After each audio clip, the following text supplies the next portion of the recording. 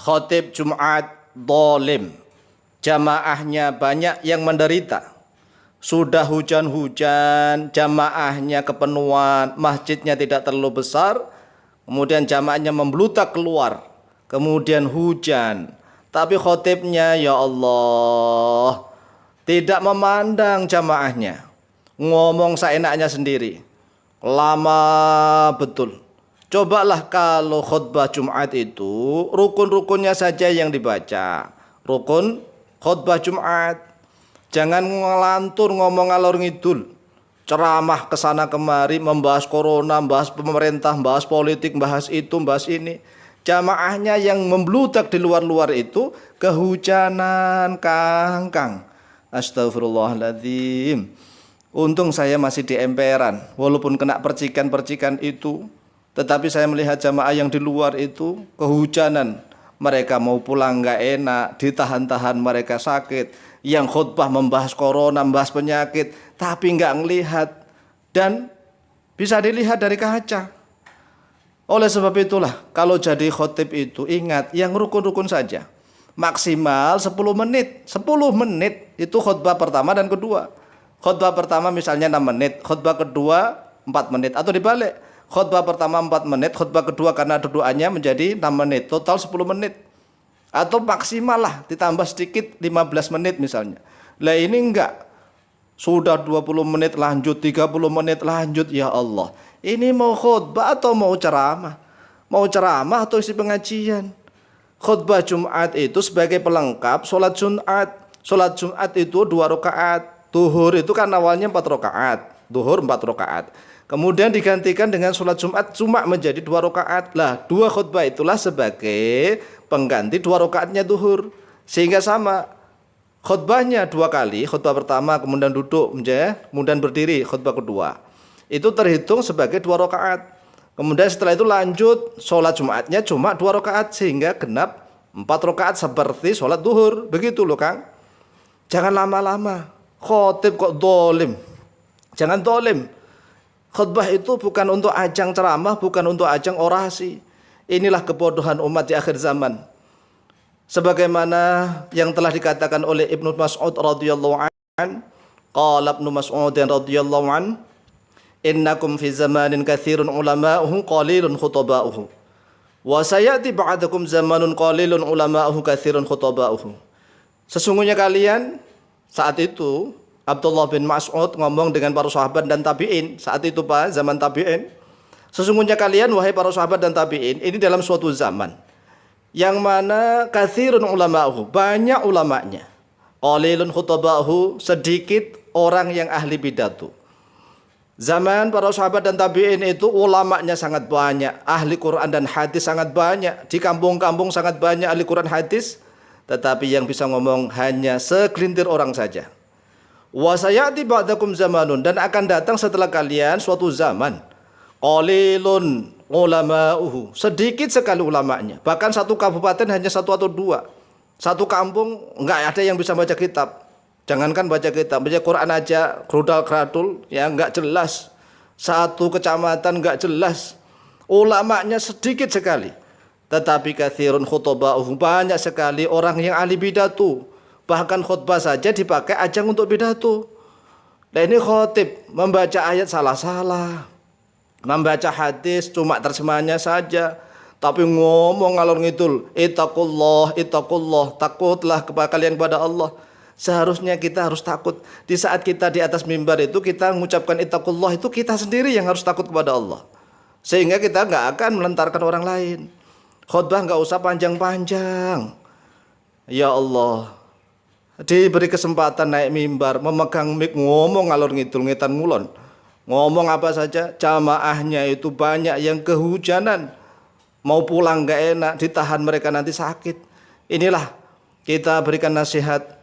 Jangan sampai kita menjadi orang yang dolim. Kalau khutbah itu ingat rukun-rukunnya saja. Maksimal usahakan 15 menit. 15 menit itu maksimal. Itu 2 khutbah. Syukur-syukur hanya 10 menit. Syukur-syukur kurang dari itu. Wa qala Rasulullah sallallahu alaihi wasallam li Mu'adzin hina ya'ummul qauma wa yutawwilu al-qira'ata fi sholati. Ingat bahwa Rasulullah sallallahu alaihi wasallam itu pernah Ya, dilapori oleh para sahabat karena kelakuannya Mu'adz bin Jabal. Mu'adz bin Jabal setelah ikut sholat dengan Rasulullah SAW pada sholat Isya, kemudian beliau Mu'adz bin Jabal pulang mengimami, menjadi imam sholat bagi kaumnya. Tetapi bacaannya panjang sekali, membaca surat Al-Baqarah. Padahal ada jamaah yang belum memasukkan gembalaannya, ternaknya masih di luar, sehingga dia mufaraqah, memisahkan diri dari jamaah itu. Dan dia sholat cepat-cepat. Setelah itu dia memasukkan ternak-ternaknya ke kandang. Tetapi dia dituduh sebagai orang yang munafik. Dia munafik itu, mufaraqah, memisahkan diri dari jamaah. Kemudian dia nggak terima dikatakan munafik. Dia lapor kepada Rasulullah. Ya Rasulullah, Mu'adz bin Jabal itu ngimami sholat lama betul. Padahal saya kan belum memasukkan ternak-ternak saya ke kandang. Kemudian Mu'adz bin Jabal dipanggil oleh Rasulullah SAW. Dan Rasulullah SAW berkata kepada Mu'adz, ya Mu'adz, afattanun anta, ya Mu'adz, afattanun anta. Wahai Mu'adz, apakah engkau akan menjadi orang yang ahli fitnah? Wahai Mu'adz, ya Mu'adz, afattanun anta ya Mu'adz, apakah engkau akan menjadi orang yang ahli fitnah? Wahai Mu'adz, Iqra bikadza wa kadza, Iqra bikadza. Baca ini, baca itu, jangan panjang-panjang. Kamu enggak usah panjang-panjang ya Mu'adz. Ya Mu'adz, wahai Mu'adz, la takun fattanan. Engkau jangan jadi orang yang tukang fitnah, wahai Mu'adz. Jangan jadi orang yang tukang fitnah. Fa innahu yusalli wara'aka al-kabir wad-dha'if wadul hajati wal musafir. Karena sesungguhnya yang sholat di belakangmu itu ada orang yang kabir, yang sudah tua renta, yang kondisi badannya ditahan-tahan ikut jamaah. Wad-dha'ifu, dan ada orang yang lemah, mungkin agak sakit, ada meriang, ditahan-tahan ikut jamaah. Wadul hajati, dan orang yang memiliki hajat kebutuhan, yang segera dia harus menunaikan hajatnya itu. Wal musafiru, dan mungkin ada orang musafir di situ. Jangan menjadi imam atau khotib yang egois, mikir dirinya sendiri, ngomong sakarepe dhewe ngalor ngidul. Ya Allah, inilah akan menjadikan umat lari, semakin lari. Oleh sebab itulah menjadi khotib itu minimal harus paham kitab Fathul Mu'in minimal. Kalau enggak Fathul Mu'in ya minimal Fathul Qorib lah, minimal Fathul Qorib. Kemudian hadisnya Hatam Bulughul Maram minimal ini. Kemudian tafsirnya tafsir Jalalain, Jalaluddin Al-Mahalli wa Jalaluddin As-Suyuti minimal. Ini enggak. Ya, enggak, Masya Allah. Zaman dahulu ya kitab Fathul Qorib, Fathul Mu'in, kemudian tafsir Jalalain, hadis Bulughul Maram. Itu zaman dahulu itu untuk jamaah. Zaman dahulu untuk jamaah. Karena apa? Orang yang menjadi khotib atau menjadi imam itu harus menguasai banyak kitab, minimal ya sampai Riyadhus Shalihin, minimal. Kemudian kita sampai kitab Tuhfah, Nihayah. Kemudian kitab-kitab Al-Majmu' Syarhul Ahdzab kalau fikih Syafi'iyah. Bahkan ada yang menguasai kitab bahkan sudah yang menguasai kitab Al-Kutubus Sittah, kitab-kitab hadis yang 6 itu. Lah ini enggak. Jadi khotib saja membaca ayat gradul, membaca hadis, ya Allah, salah. Rawi-rawinya saya tahu itu salah.